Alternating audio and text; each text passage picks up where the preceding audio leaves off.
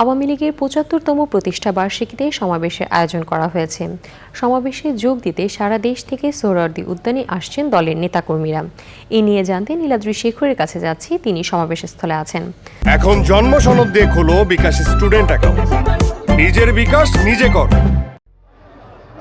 দোলা বাংলাদেশের অন্যতম প্রাচীন রাজনৈতিক দল বাংলাদেশ আওয়ামী লীগের ৭৫তম প্রতিষ্ঠা বার্ষিকী, এবং এই ৭৫তম প্রতিষ্ঠা বার্ষিকীকে যেভাবে উদযাপন করছে আওয়ামী লীগ,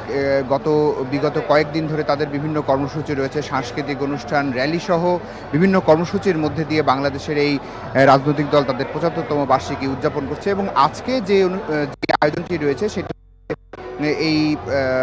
আওয়ামী লীগের আলোচনা সভা, এবং সেখানে আওয়ামী লীগের সভাপতি প্রধানমন্ত্রী শেখ হাসিনা অল্প কিছুক্ষণের মধ্যে এই আলোচনা সভায় যোগদান করবেন, যেটি ঐতিহাসিক সোহরাওয়ার্দী উদ্যানে অনুষ্ঠিত হয়েছে। বাংলাদেশ আওয়ামী লীগের এই যে দীর্ঘ পথচলা, ৭৫ বছরের পথচলা, সেই পথচলা যদি আমরা দেখি, বলতে হবে যে বাংলাদেশের যে অর্জনগুলো রয়েছে, বিশেষ করে দ্বিধা বিভক্ত অর্থাৎ ৪৮-এর পরে যখন দেশভাগ হয়, তারপর থেকে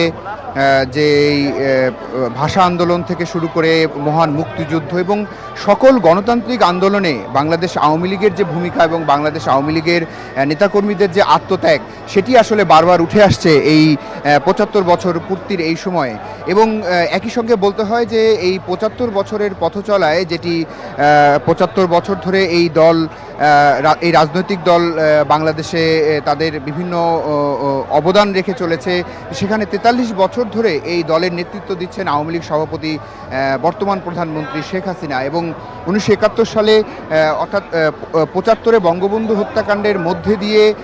পরবর্তীতে যে বিভিন্ন প্রতিবন্ধকতা এসেছে, এই রাজনৈতিক দলের উপর বিভিন্ন ভাঙন এসেছে, তারপরে যখন ১৯৮১ সালে